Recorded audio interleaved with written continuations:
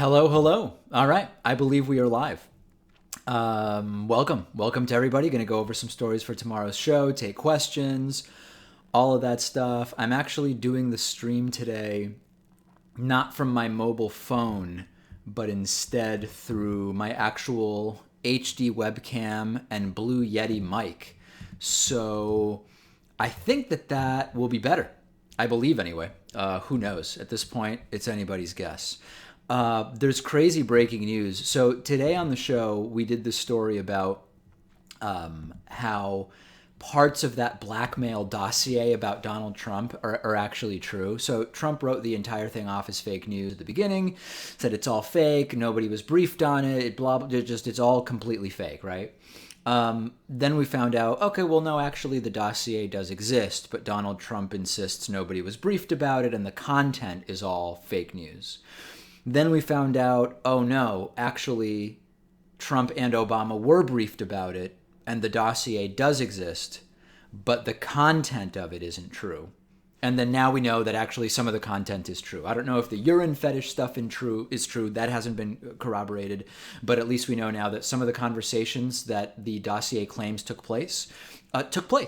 And in the wake of this, just after we got done with today's show, I was reading a report which says that in its daily intelligence briefings with Donald Trump, the NSA is so concerned over the ties that increasingly are clearly real between Donald Trump and Russia, that they are hiding information about that from Trump during their briefings.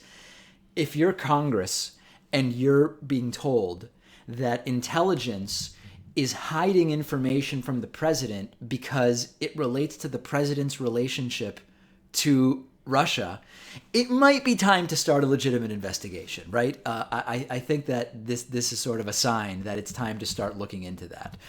So we're going to be going into that story in detail on tomorrow's program, and this is just one report. Let's see if I can even put the link I'm looking at in the chat here. Yes, there it is. I think that works. And there's more of these coming up, and I look forward to digging into this. Every morning when I wake up, I never know. I think I know what the show's going to be, and then crazy stuff happened at 4 a.m. with Donald Trump on Twitter or something, and the entire show changes, and we basically are back to the drawing board at the studio. Okay, I want to mention, number one, Super Chat is enabled. Last time I did a stream, I think it was 4 people used Super Chat, and you can use Super Chat to make your comments visible. Sometimes the stream, the chat just goes so quickly that it's hard to even keep up with it. You can use Super Chat.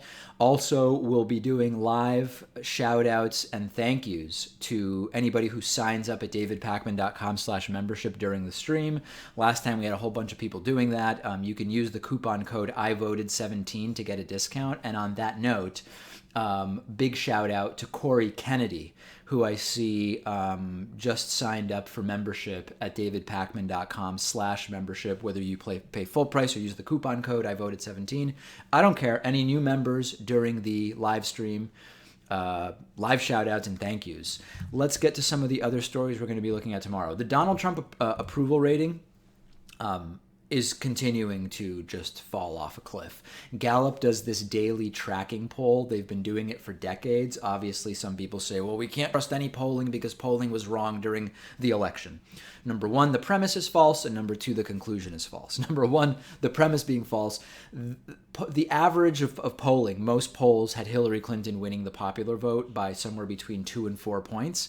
Hillary Clinton won the popular vote by nearly 3 million votes. So number one, the polls weren't wrong. Yes, within the margin of error, they were wrong in some of those key states where, as a result of 77,000 votes, Donald Trump won electorally. So the premise that we can't trust polls now because the election polls were wrong is based on the faulty notion that the election polls were wrong. Also, the daily Gallup tracking poll has been done in the exact same way for decades and decades. It's a completely different thing than guessing based on a likely voter model as to who that you're speaking to is a likely voter or not, etc. So it's a totally different model. In any case, the Gallup Daily Tracking Poll. Remember, this is the one in which Donald Trump achieved 50% disapproval in a record 8 days. It took Ronald Reagan 727 days to get to 50% disapproval. It took Bush 1 over 1,300 days. Anyway, I gave you the list on the January 30th show. After 8 days, Donald Trump hit 50% disapproval, according to the most recent Gallup Daily Presidential Approval Tracking Poll. Trump at 55% disapproval. 55% disapproval. It is just genuinely not looking good for Donald Trump as far as that goes. And I just finished an interview with Madeline G for her channel about this exact issue. And I said that there clearly are some Republicans who are starting to say, is this someone that I want to be putting all of my support behind? Is this even going to be it for me? And fundamentally, I think that's what's really at issue here with a lot of the Republicans that are. I mean, everybody's up for re-election in 2018 in the House. I think that is a major issue for them, saying, I know the guy seems to be completely unbalanced, but at the same time, if I'm too loudly against Trump right now, then it might hurt my re-election chances if Donald Trump's approval rating goes up and being attached to Trump is a positive thing. If Trump's disapproval rating keeps going up, if Trump's approval rating keeps going down, the way we've seen happen during the first few weeks of his presidency, I would assume that you're going to see way more Republicans more vocally opposed to Donald Trump. Sleepy Stew sending a super chat saying, will I interview Sugata Mitra of Newcastle, England? I have no idea who that is, but I'll make a note of it and see who that is. And after the live stream, I'll see if it's somebody interesting to interview. Shout out to Anthony Mitchell. Anthony Mitchell, who just became a David Pakman Show member using the coupon code IVoted17. That gets you a 40% discount. I am not looking to stretch people financially with membership, which is our number one funding source. If the normal rates are high for your budget, use the coupon code. There's absolutely no problem whatsoever. IVoted17 is the coupon code available at davidpakman.com/membership. A couple of people saying that my audio is out of sync. So here's the deal. In order to stream with my HD webcam and Blue Yeti microphone, which is just off camera right there, I have to use some kind of intermediate software. I'm using one called ManyCam, and it's possible, this is the first time I'm doing it, it's possible that it is creating some kind of audio-video out of sync issue. And unfortunately, I don't have much control over that. If it's not good, I'll check it out after the stream is over. If it's not good, I can go back to streaming from my phone. And, there's pluses and minuses. The pluses being I think the Blue Yeti mic sounds way better. The minus from being on this system might be the delay. So I apologize about that. Okay, we're also going to be discussing on tomorrow's show Donald Trump's plan to go to the United Kingdom has absolutely and completely imploded. There was this initial plan where, maybe Donald Trump is going to address Parliament, or maybe he's not. It's not clear. Is he going to London? Is he going to go to Birmingham instead? And at this point, we've heard that to avoid embarrassment, it appears that the entire trip is going to be rescheduled altogether. And it's amazing that somebody used the analogy of the boiling frog. This is this sort of analogy where if you put a frog in a cold pan and you turn up the heat, because the heat will go up slowly, the frog doesn't notice that it's getting burned. And the way that it applies here is that because crazier and crazier things are happening under Donald Trump, we're sort of getting desensitized, right? So he ridiculed and mocked this reporter.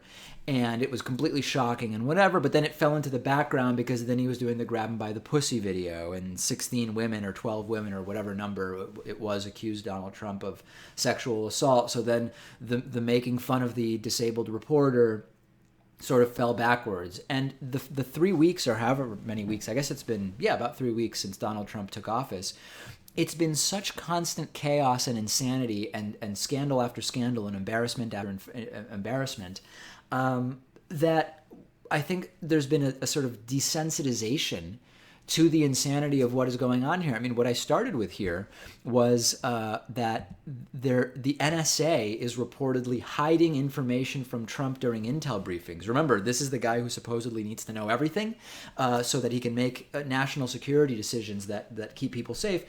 The NSA is so troubled by the Russia-Trump links, that they're actually hiding that information from Trump during the intel briefings. This is a systemic national security crisis. If fundamentally the NSA can't trust Trump with the information they have because of how it relates to Trump himself, that's just a fundamental national security issue, and I don't know what the end game is. User Alternative Fact Check has sent a super chat saying the lack of an Affordable Care Act replacement will sink Trump. Well, you may have noticed that there's been a lot less talk about repealing Obamacare lately. And we heard from Sean Spicer, Trump's harebrained press secretary, the other day that, hey, listen, Obamacare is a big thing.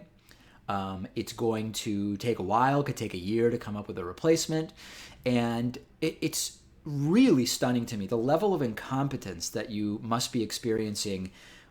Trump campaigned on repealing Obamacare for so long. You would think he would have a really specific plan by the time he gets into office for how to replace it so that you can move on that quickly. If you believe, as Trump says, that the Affordable Care Act is such a disaster for America, how would it be acceptable to wait even a month before repealing it? And that's where we are right now, almost at a month. And of course, the Affordable Care Act, the same thing as Obamacare. I know some people in the chat asking about that. A lot of Americans don't realize that the Affordable Care Act is the same as Obamacare.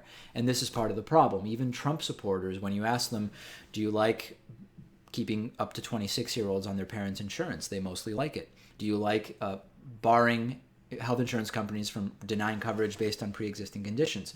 Most of the Trumpists like it. They just don't like the mandates that are included, which are sort of the key point. I mean, without the mandates, you need to cover the cost of adding people to the risk pool with premiums. And so you can't mathematically have, with our for-profit system, of course, you can't mathematically have all the stuff the Trump supporters like if you don't have some way of paying for it. So, yeah, I mean, I think all of the comments that I'm seeing in the chat about the Affordable Care Act really, really important in that they point out very accurately that this is an impasse, and indeed, this may become a really, really big problem for Donald Trump. Shout out and thank you to Brian Kelly. Brian Kelly has used the coupon code IVoted17 when signing up for membership at davidpakman.com/membership, which I mentioned in the chat. Thank you to Brian Kelly. Really appreciate everybody who has signed up. And also memberships coming in almost faster than I can read them. Quinn Black. Quinn, thank you for signing up for membership, not using the IVoted17 coupon code, choosing to pay full price. Okay, someone suggesting that I might be able to fix the audio sync issue by adjusting the latency in Manycam.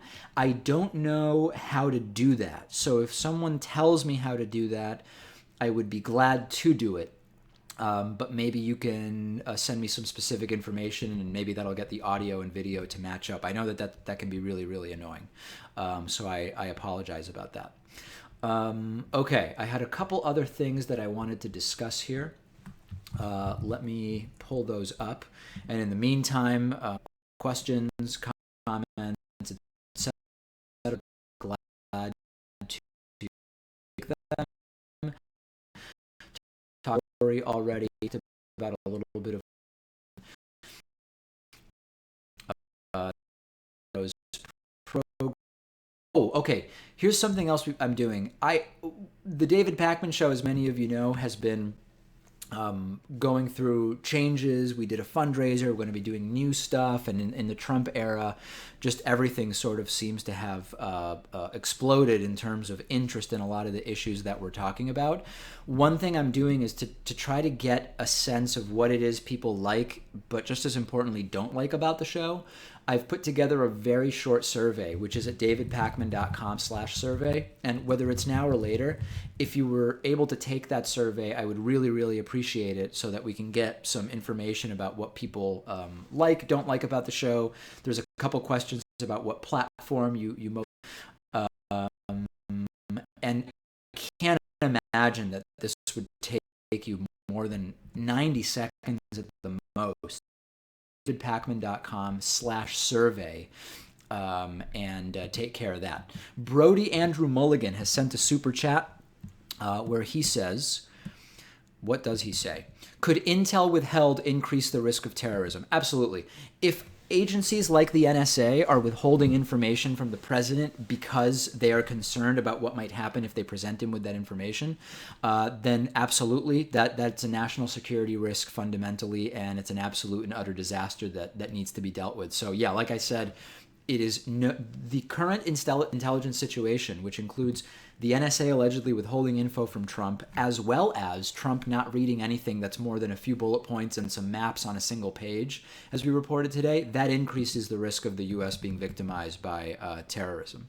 Matt Foreman sending a super chat saying, David, how do you feel about General Flynn's conversation with Russia? Thoughts? Yeah, so the background on this is that we initially were told that when National Security Advisor, former General Michael Flynn, former Lieutenant General, I believe, Michael Flynn, spoke to the Russian ambassador, they did not talk about Russian sanctions. He said it in totally definitive terms, didn't talk about it. And then it started to leak that, actually maybe they did talk about it. And of course, Mike Pence, when asked about it, said, oh no, they absolutely didn't talk about it. So there's a lot of reporting that Pence is furious with Michael Flynn that he's been put in this situation. It's yet again, it's constant lying from the Trump administration. It's concerning, and it also would be, quite frankly, completely unethical for the National Security Advisor, the as yet unconfirmed National Security Advisor of a president-elect who has not yet been inaugurated, to be talking about sanctions with the Russian ambassador. Absolutely inappropriate, and just case in point, exactly the type of thing that we've been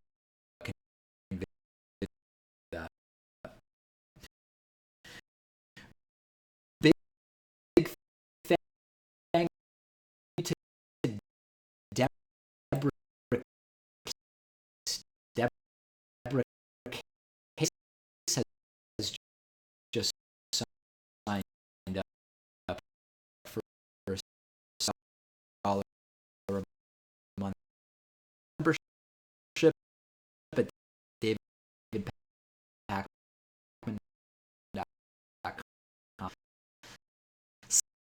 Slash membership, and of course, if the normal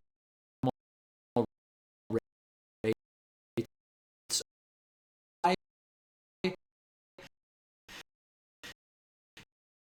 the coupon code, I voted senior, you'll get a percent discount, which we actually do. We do an extra show every day just for members, bonus show,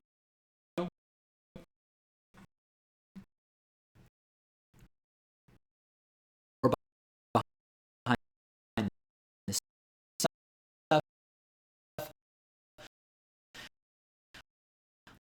lot of preview stuff, interesting stories we get to on the thing from uh, uh, animal rights and uh, uh, conservation to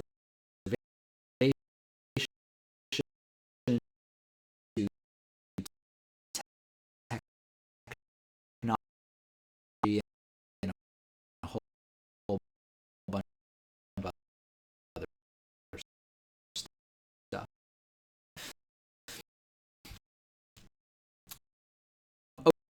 Okay, I haven't seen anybody suggest how on many I can change the latency.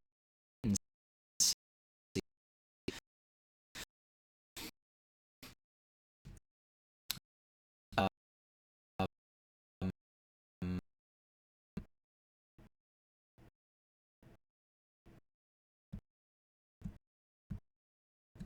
to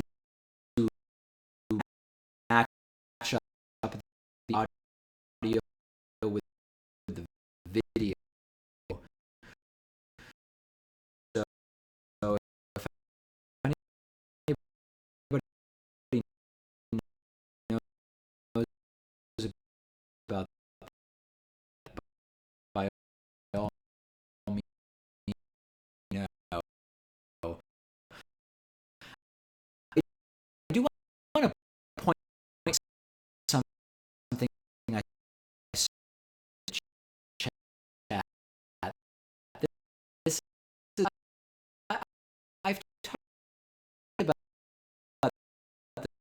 this before. I used Clash said, Dave, you're sorry doesn't talk about Steve Miller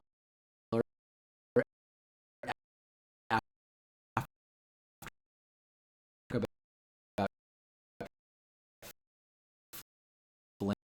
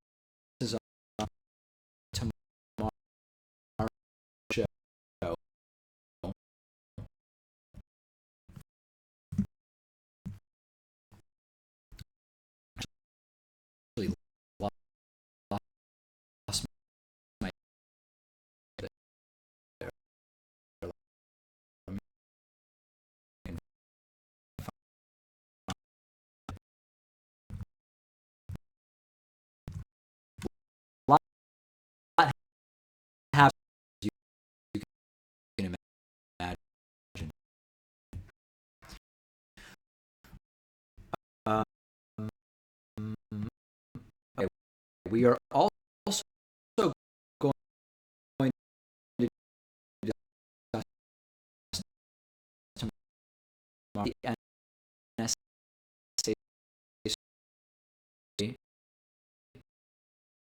Trump uh,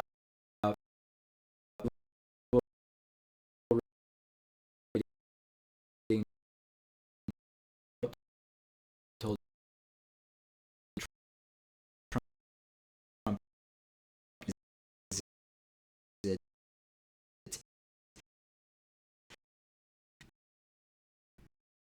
Um,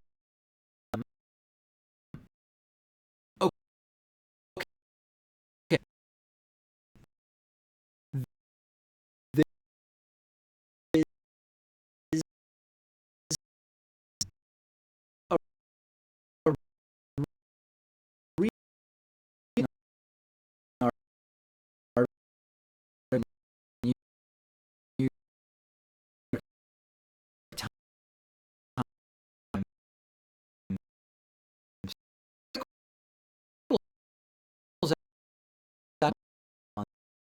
on the whole.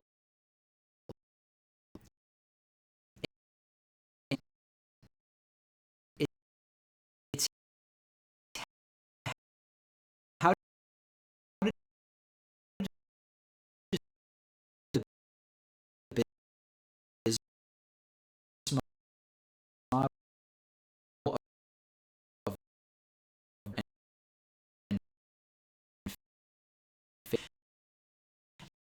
this is been thinking of why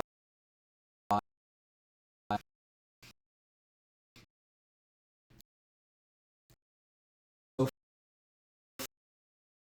far as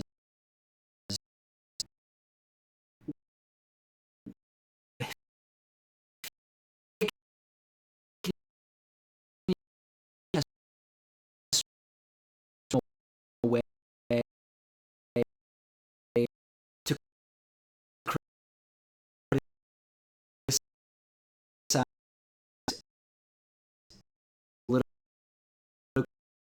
political position or opinion that might not so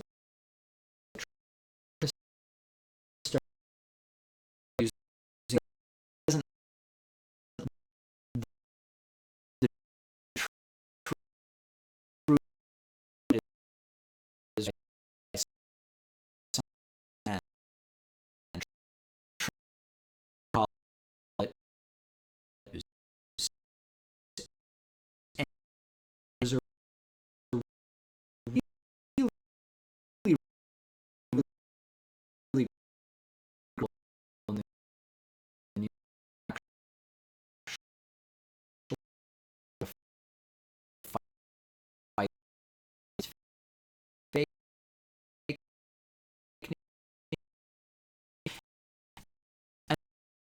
and has to is really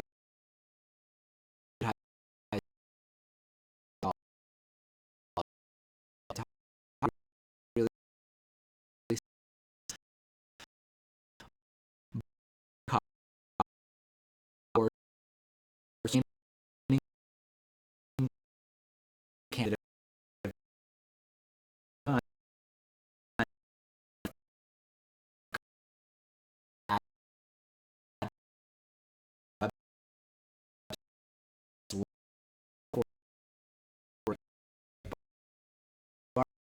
right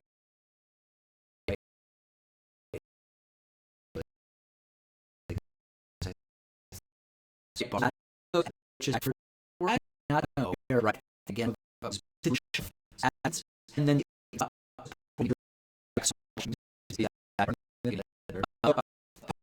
part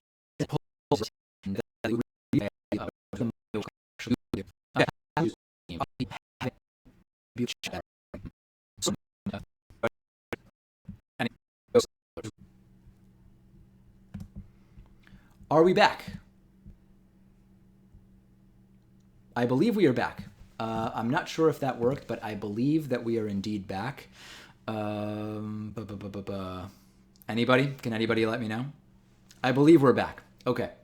All right, so we're going to be talking about how to fight fake news tomorrow. I think that's going to be a really, really good story, and so just some of the stories we're going to be dealing with tomorrow. Big thank you to James McDaniel. James McDaniel just went to davidpakman.com/membership, created a membership in the coupon code I voted 17, 40% discount.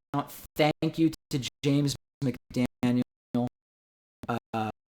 And the level of troll chat has instantly over. I don't know what I must have said over the last few minutes, but something has rules. And yeah, wow. Anyway, I'm glad to be back here. Some questions from the chat. If people, it just went live, and you can check it out if you want whenever. I mean, you could navigate away from the chat. You could check it out when the live stream is done. It's a follow up about the entire Trump reading thing, and I'm not seeing anything that suggests to me that Donald Trump can read at more than a 4th or 5th grade level, and I'm seeing more and more that suggests to me that Donald Trump cannot actually read on to 4th or 5th grade level. So check that out, and I think that is a video that we do really, really well. There's the suggestion from John Johnson that I do some kind of video on capitalism versus socialism. I don't know if capitalism versus socialism is the right framing for it, but what I am increasingly interested in is that I've been sort of thinking about this a lot, and there's a few good articles about it. Most Americans, sort of like your average American with a more or less accurate understanding of society and our economy, most people are democratic socialists to some degree. They just don't really realize it. And it's because democratic socialism is just sort of like such an obvious part of American society. When you look at areas of society where we are socializing the cost through taxes, that it wouldn't even occur to them that we might organize the economy in any other way, but they still hear democratic socialism and think that it's just objectively an absolute and total disaster. So I think that would be a more interesting long-form piece to do. Something like, you're probably a democratic socialist, no matter what it is that you think, or something like that. So I think that's something that I'd be interested in doing a long-form piece on. I mentioned last week we're also working with segment producer Noah Ferguson on a long-form piece on gerrymandering, which I'm going to be hopefully wrapping up in the next couple of weeks and publishing for you. I think that would be a really, really a good piece. What's the latest with the audio-video sync? Can anybody let me know? It's hard for me to tell exactly whether the lag is good or bad or not good. I don't know exactly how this is going. But it's looking better on my end. I don't know. It's still a work in progress, Still a work in progress. Yeah. It's working fine on my end. Lutra Nares is asking what I think about Donald Trump rescheduling his trip to the UK to avoid being embarrassed by protests from the parliament. It happened in multiple steps. First, I read that Donald Trump would actually not be invited to speak at parliament. And then I read that afterwards, the entire thing was canceled altogether. So I don't know if there were going to be protests at Parliament because it seemed like Donald Trump wasn't going to be speaking. But I think it's absolutely hilarious. I mean, again, a lot of really crazy stuff is being normalized because every day there's one or another level of insanity that we're hearing from Donald Trump. But it's really crazy what is going on, and the relations and the events that are having to do with Trump and other world leaders meeting or Trump traveling or whatever. It's absolutely and utterly insane. I did the story on today's show, and I think that this clip goes live at 6 o'clock, unless you remember, in which case you already have access to all of today's show on video. Donald Trump pretended to understand Japanese during this joint press conference of sorts with Japanese Prime Minister Shinzo Abe. And it was absolutely and utterly insane, where Trump had no earpiece and Shinzo Abe is just speaking Japanese, and Trump's looking at him and nodding and sort of pretending like he understands Japanese. I mean, just absolutely bizarre. It goes to the lack of preparation that we're seeing from the Trump team. It's completely and utterly embarrassing and absolutely pathetic, and I've not ever seen anything like it. And it's really important in this time that we not allow it to appear normal, because none of this stuff is normal, and we can't normalize it and say, hey, this is just what we have. We've got to stay on it. That's exactly what we're trying to do. Okay. Big thank you to Catherine Levine, who has just signed up at davidpakman.com/membership. Not using the code IVoted17, although for anybody who wants a 40% discount off of membership, and I will do live thank yous during the stream, you can use that coupon code and get 40% off absolutely any membership that you want at davidpakman.com/membership. Okay.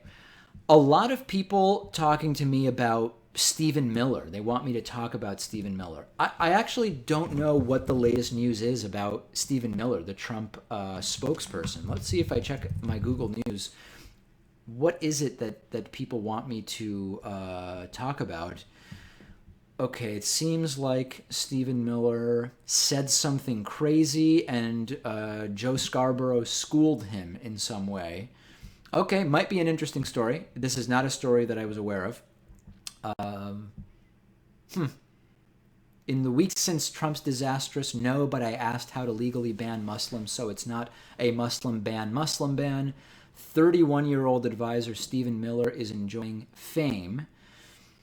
All right, well, I'll check it out. But let me put it this way. I have absolutely nothing to say about Stephen Miller right now. Okay. Question. Will you investigate and report on new technical evidence purportedly showing DNC insider Warren Flood posing as Russian hacker Guccifer 2.0? I've not heard about it, but I absolutely will check it out. Richie Mainville sending a super chat, but not including a question or comment with it. Just sending a super chat. Very, very nice of him. Jalmari Tamela wants to know whether Steve Shives blocked me on Twitter. Steve Shives' Twitter. Let's see. Did he block me on Twitter? I don't know why he would. I've never had any interaction with Steve Shives. No, it doesn't appear as though Steve Shives has blocked me on Twitter, for anybody who is wondering about that. Thank you to Laura Muehlhauser. Laura Muehlhauser has just created a David Pakman Show membership at davidpakman.com/membership using coupon code IVoted17. And also a thank you to Jay Bennett, who has taken advantage of coupon code IVoted17 to create a 40% discounted membership. Thank you very, very much. Okay. The other thing I do want to mention that we have coming up on the David Pakman Show is a studio tour. We're kind of right in the middle of a redesign of the David Pakman Show studio. And I don't know if I should do the studio tour before and after and show how it's changed. I mean, the whole studio is kind of a mess right now. Everything that's off camera is a total mess. So I don't know if it would just be sort of embarrassing to do the studio tour before we get everything all cleaned up in there. But what I thought would be interesting, like maybe even tomorrow, I ran it by Pat today, is when we're doing our pre-show prep for the show. So this includes gathering all of the videos and writing blog posts that will be posted to different places like Huffington Post, etc. after the show goes live. Maybe do a live stream of our morning meeting. I think that might be interesting. But again, it's a little bit chaotic in our studio, so I don't know. I don't know if I should really do that. But in any case, it's something I'm thinking of. And eventually, we are absolutely going to be doing a studio tour through the YouTube Live format. And if people have any other ideas, the other thing I absolutely plan to do is we have the new David Pakman Show coffee blends, which are available on our website at davidpakman.com/gear. I'm going to do some live streams of actually making coffee, which what could possibly be more interesting than that? So watch out for that coming up soon. And the coffee is flying out of here. I'm actually going to go back to Blue Fire Coffee Roasters. They're about 45 minutes outside of Boston. And Patrick Maloney runs the company. Really small coffee roaster. And what I like about it is I was able to go and roast coffee with Patrick and say, this is too dark. Yeah, this is actually like coffee that I enjoy. And so we said, okay, these will be the David Pakman Show blends.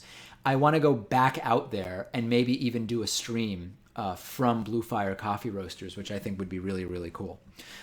Kathy Silvis has sent a $2 super chat. Thank you, although not including any question with it. Okay. Thank you very, very much. David, what do you think about doing more book recommendations, and do you have a Goodreads account? Yeah, I do have a Goodreads account, and every once in a while I will sort of update my Goodreads, and I say, just would be great if I could publish that and people could see what I'm reading. And then I just forget and I don't update it, and then I have to go back and add 10 or 15 or 20 books to it if it's been a few months. So yeah, I'll do more book recommendations. I mentioned this last week, I think, on a stream. I'm reading the book Addiction by Design by Natasha Dow Schull, and it's about the way in which both casinos, but also specifically video slot machines and video poker, are designed to be highly, highly addictive. And it is fascinating. And I've not contacted Natasha about this yet, but when I'm done with the book, I'm about 2/3 of the way through it. I'm absolutely going to reach out to her for an interview because it is a very, very good book. And it's interesting sometimes to dig into a really specific topic and just learn about it and see what's going on there. Okay, instant vote. There's a user who's going by the name of Adolf Hitler who is commenting things like David Pakman. Should that person be banned? Is that someone that I should just block from the channel? Let me know. Yeah. Okay. Thank you to new David Pakman Show member Kai Rob, who subscribed using the coupon code IVoted17. Thank you to new David Pakman Show member Gloria Welniak, who subscribed again using the coupon code IVoted17.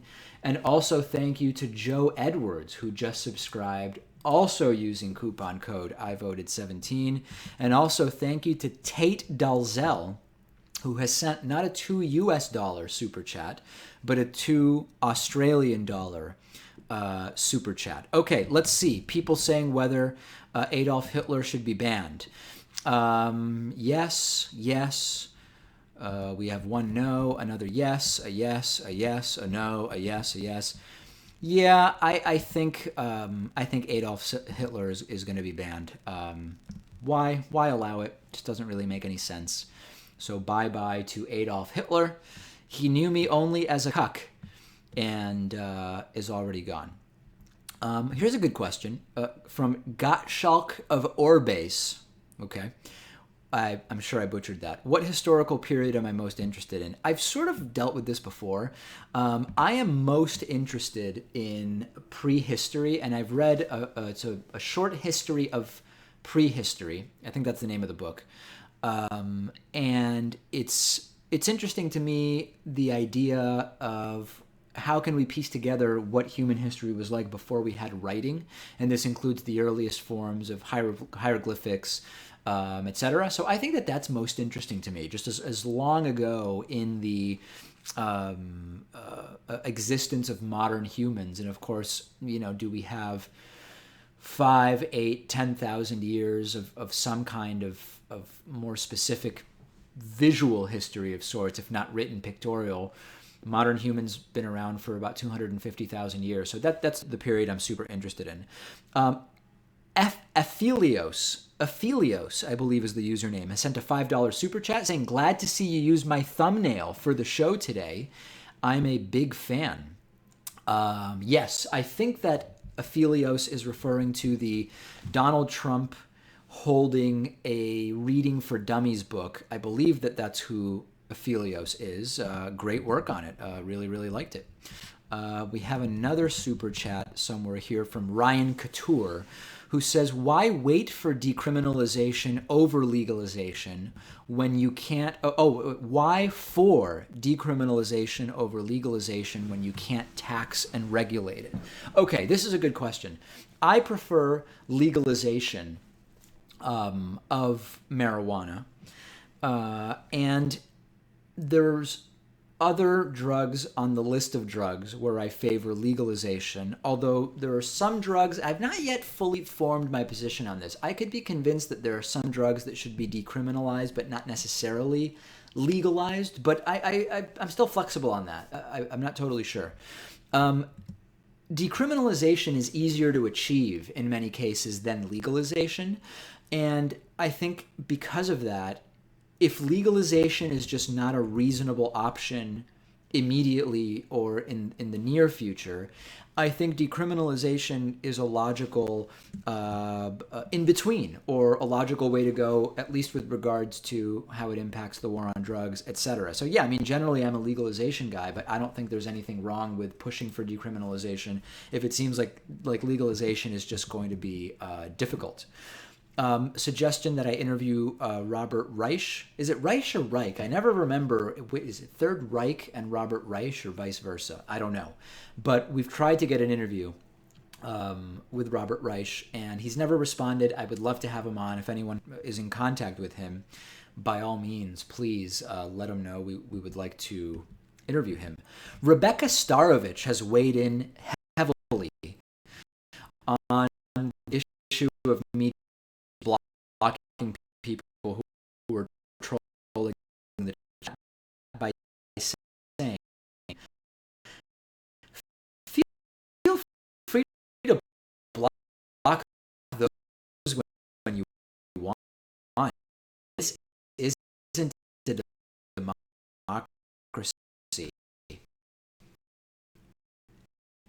Rebecca is correct. Is absolutely correct there. Did you watch last week tonight HBO? No, I did not. No, I did not. It was a very, very good show, and I've um,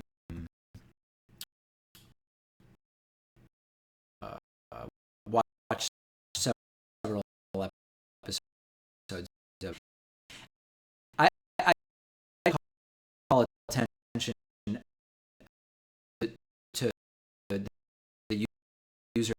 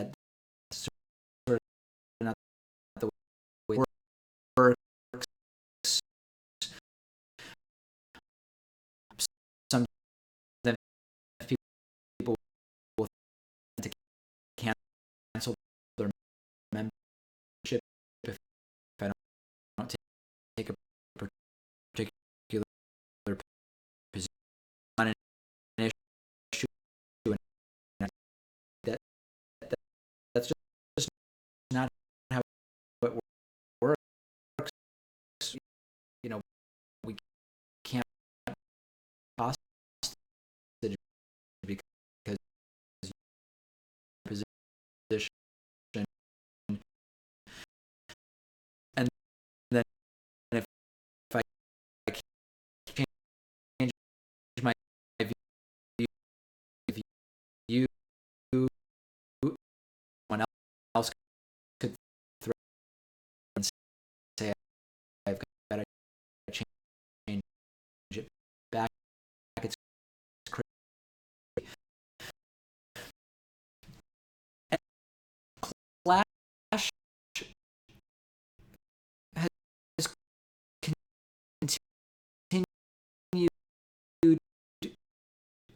commenting the entire time, even though they've said that they're out here. And now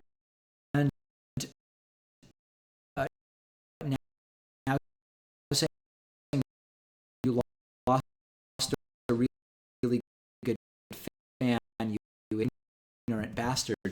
I'm not looking to anger anybody here,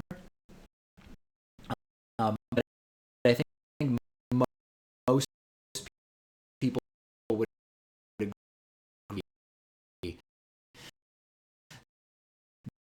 The show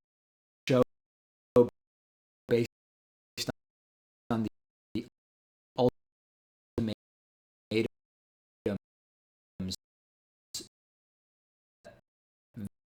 viewers uh,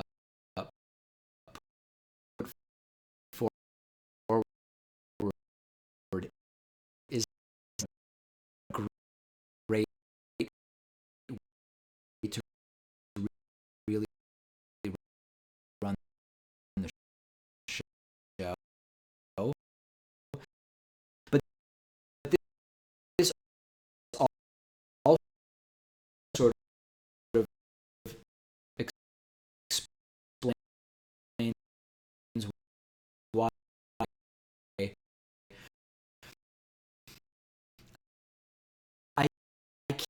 can't run the show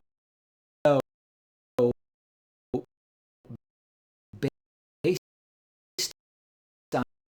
on these threats because as is very, very common in like 15, 20, maybe 25 minutes since Clash, they were out of here. And Clash is here. They're still watching, still commenting. So this is also why there's a look up on YouTube, unsubscribe,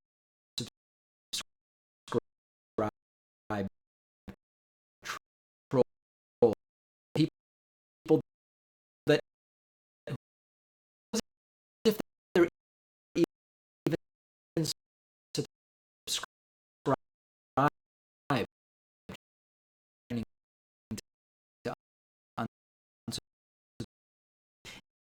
it's just not a way to run a show. It just really isn't. Okay.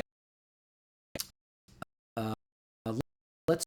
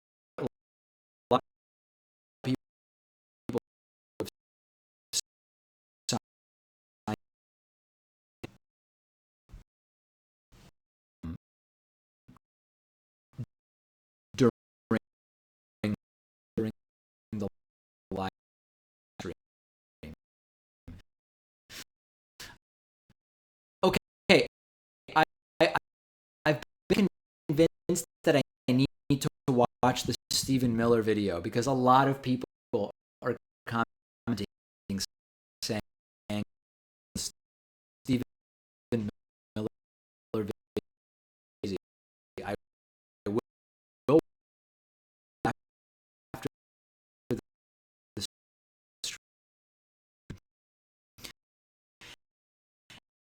and, and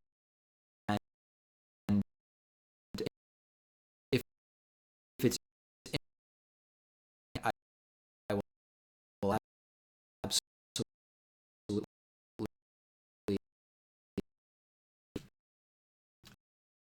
uh,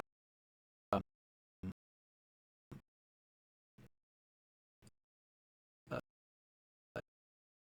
about that tomorrow on the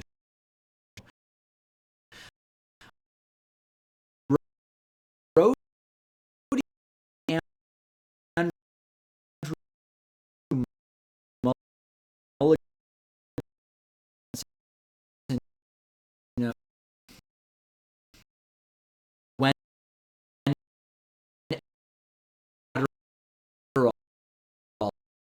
like,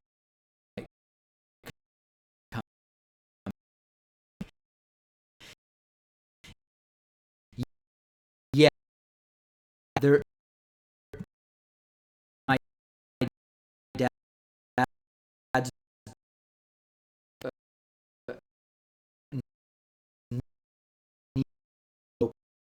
Pakman,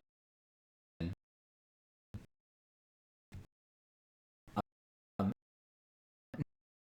no, not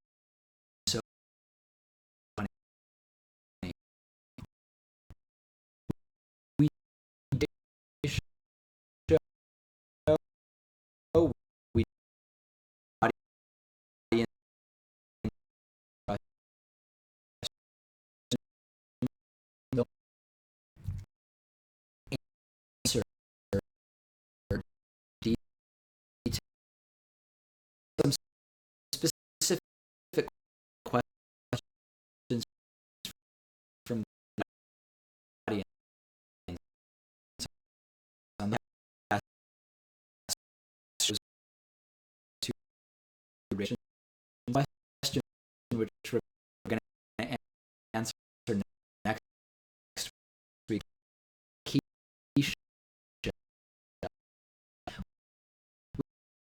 which is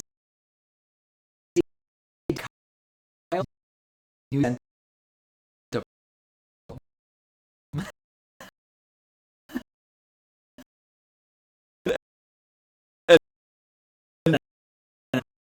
who I read about that.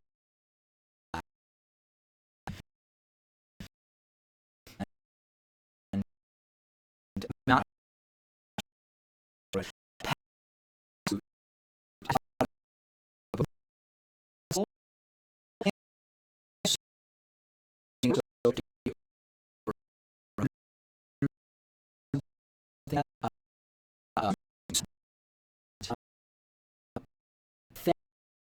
thank Corey, who has just made an order of David show coffee.